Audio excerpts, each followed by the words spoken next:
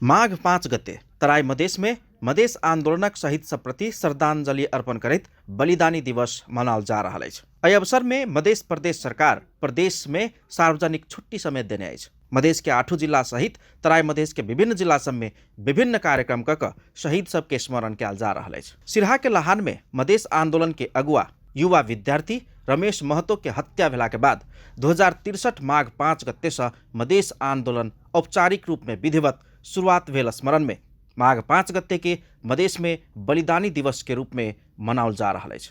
मुदा संघीय सरकार एहि दिवस के एखनो राष्ट्रीय मान्यता नहीं देव सकल अछि। बृहस्पति दिन तराई मधेश में बलिदानी दिवस मनाएब रहल समय संजोग से संघीय संसद में सभामुख चयन के कार्यसूची पड़ला से संसद बैसार चलि रहल छल। सदिखन जकाँ बैसार के प्रारंभ में राष्ट्रीय गान सहित संसद के बैसार प्रारंभ भेल।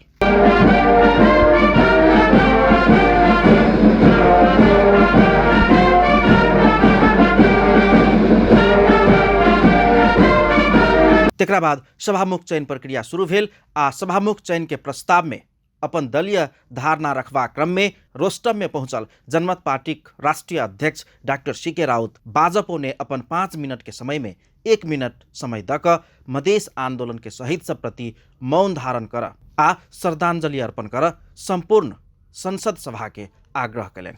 आज पनि माघ 5 गते हो, मधेश आंदोलन सुरुवात भएको दिन हो। सैकडौँ मधेसीहरूले बलिदानी दिएको दिन हो। हामीले मात्रै कति चाहिँ शासक वर्गका दिन मनाइराख्ने, तपाईहरुको शासक वर्गका हरेक भाषा वेशभूषाले हामीले मात्रै सम्मान गर्ने कि माघ 5 गते जुन बलिदानी दिवस मनाइदैछ त्यसलाई राष्ट्रव्यापी रूपमा मनाउने? हाम्रा मधेस आन्दोलनका शहीदहरूलाई जसलाई राज्यले नै शहीद घोषणा गरेको अवस्था त्यसलाई चाहिँ यो देशले सम्मान दिने कि नदिने, यो संसदले सम्मान दिने कि नदिने, त्यो मधेसहरूको मात्रै शहीद हो कि त्यो कुरा चाहिँ विचार गर्नुहोस्। त्यही भएर आज माघ 5 यहाँ समय सकिएला, त्योभन्दा अगाडि नै म माघ 5 गते मधेस बलिदानी दिवसको अवसरमा 1 मिनट मौन यो संसद भवनभित्र म गर्न चाहन्छु र यसमा तपाईहरुको पार्टीले हाम्रो शहीदलाई सम्मान दिन सक्छ कि सक्दैन, उठेर तपाईहरुले सम्मान दिन सक्नुहुन्छ कि हुन्न भनेर म आग्रह गर्न चाहन्छु। धन्यवाद दिन चाहन्छु।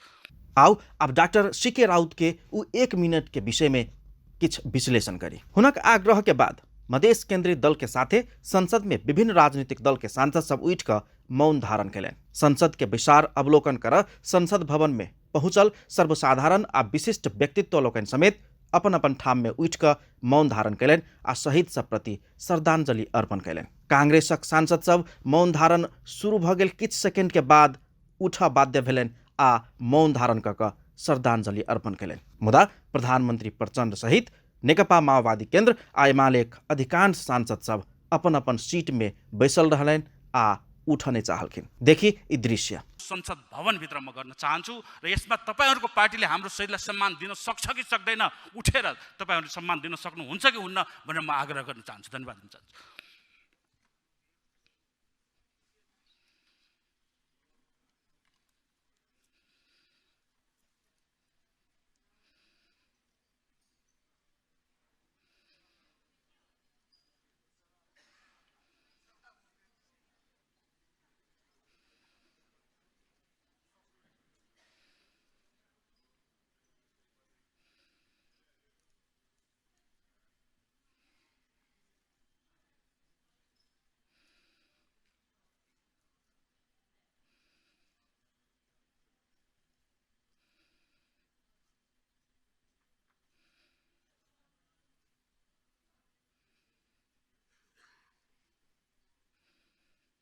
राष्ट्रिय स्वतन्त्र पार्टी अध्यक्ष तथा उपप्रधान एवं गृहमंत्री रवि लामी छाने मुदा उठ कर मौन धारण करें आ श्रद्धांजलि अर्पण करें। एना के देखला पर ई परिदृश्य सामान्य जका लगैत अछि। मुदा डॉक्टर सीके राउत अपन समय में संसद में छुटियौने उ 1 मिनट बहुत किछ के संकेत कर रहा अछि। जसपा लोसपा सहित मधेश केंद्रित दल सबके संसद के ई एकटा सेहो एजेंडा आ बहस के विषय भ सकैया। अधिकार आ पहचान के लेल एहन एजेंडा सेहो बनाबऽ पड़त कहित झस्का देने अछि त कांग्रेस के मौन धारण के लेल उठ बाध्य केने अछि आ कांग्रेस के सांसद सबके ओई उठाई में मधेश प्रति के सकारात्मक संकेत दर्शा रहल अछि। राष्ट्रिय सहमति भनेको तपाईहरु कस्तो खालको राष्ट्रिय सहमति खोज्नु भएको हो? पुरै मधेसी र थारू समुदाय, पुरा जसपा लोसपा जनमत र नागरिक मुक्ति पार्टीलाई एक छेउमा राखेर भित्तामा धकेलेर तपाईँहरूले मधेसी र थारूविहीन राष्ट्रिय सहमतिको कुरा गर्नुभएको हो कि त्यो चाहिँ स्पष्ट पार्नु पर्यो तपाईँका दलहरूले। र दलभन्दा माथि उठेर मतदान गर्न भन्दै हुनुहुन्छ। हामी त दलभन्दा माथि उठ्छौँ, तपाईँहरू एउटा निश्चित वर्गभन्दा, एउटा निश्चित समुदायभन्दा, एउटा निश्चित जातिको मुखौटाभन्दा माथि उठ्न सक्नुहुन्छ कि हुन्न, त्यो चाहिँ पहिला तपाईँहरूको पार्टीले स्पष्ट पार्नु पर्यो। किन अहिलेसम्म पनि जुन प्रकारको नस्लवादी चिन्तन यो सरकारले र यो संसदले पनि देखाइराखेको छ, त्यो चाहिँ तपाईँहरूको पार्टीले देखाइरहेको छ, त्यसलाई चाहिँ तपाईँले पहिला स्पष्ट गर्नु पर्यो, त्यसपछि मात्रै हामी मतको कुरा गरौँला। डॉक्टर राउत ई बात बाइज लेला के बाद अपन दलीय धारणा राख के लेल रोस्टम में पहुंचल लोकतांत्रिक समाजवादी पार्टी के वरिष्ठ नेता शरद सिंह भण्डारी डॉक्टर राउत संसद में देखौने शहीद आ मधेस आंदोलन प्रति के सदा सहायता के लेल धन्यवाद देव बाध्य भेलन।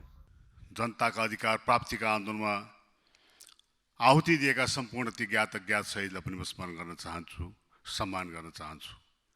र मैले हाम्रा मित्र डाक्टर सीके राउतलाई धन्यवाद र आभार दिनै पर्दछ, जसले आज मधेसको बलिदान दिवसलाई जुन हिसाबले, जुन उचाइमा उहाँले उठाउनु भएको छ, म उहाँलाई धन्यवाद दिन चाहन्छु। उहाँ जुन हिसाबले हामीसँग यी विषयमा सहकार्य गर्न आउनु भएको छ, उहाँलाई धेरै धेरै आभार पनि व्यक्त गर्न चाहन्छु। हामी त निरन्तर 62, 63, 64 सालदेखि निरन्तर यी आवाजहरू बुलन्द गर्दै आइराखेका छौँ। मधेसी, दलित, जनजाति, आदिवासी लगायतका सम्पूर्ण उत्पीडनमा परेका वर्ग, लिङ्ग र चाहिँ समुदायका मानिसको अधिकारको बारेमा उठाउँदै कुरा आएका छौँ। राज्य से शहीद घोषणा केने ऊ शहीद सब मधेस के मात्र शहीद अछि त? यदि नहीं तो ई बलिदानी दिवस संपूर्ण राज्य के दिवस किया नहीं बन सक रहा है? आइ अपने सब के दल वही शहीद सब के अपन शहीद मान का मौन धारण करत अछि कि नहीं, श्रद्धांजलि अर्पण करत अछि कि नहीं? संसद में पूछने डॉक्टर राउत के ई प्रश्न सब बहुते संदेश देव चाहि रहल। आयकर विश्लेषण कलांतर में होबाक राजनीतिक जानकार सब बतवे छथि। गणतंत्र, संघीयता आ प्रादेशिक संरचना के जननी मधेस आंदोलन के अगुवाई के ने आ शहादत प्राप्त के ने वे वीर शहीद सब प्रति अपन टेलीविजन परिवार हार्दिक श्रद्धांजलि अर्पण करैत अछि।